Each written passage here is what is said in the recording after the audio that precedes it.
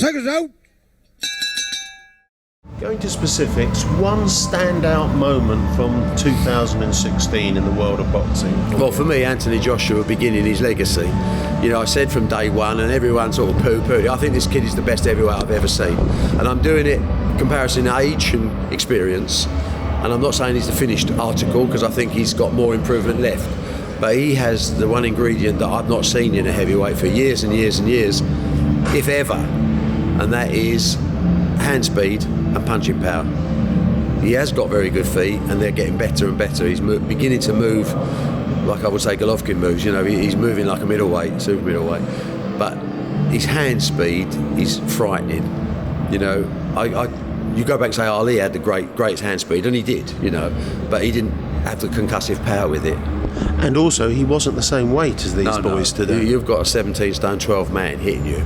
People talk about, has he got a chin? I always think it's funny because no one's got a chin. You know, I don't know where this chin thing came from.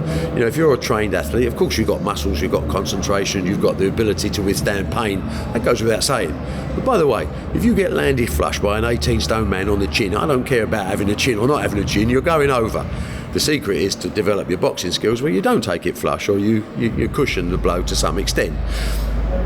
Now maybe Joshua hasn't learned that yet, but he's learning at such an incredibly fast rate.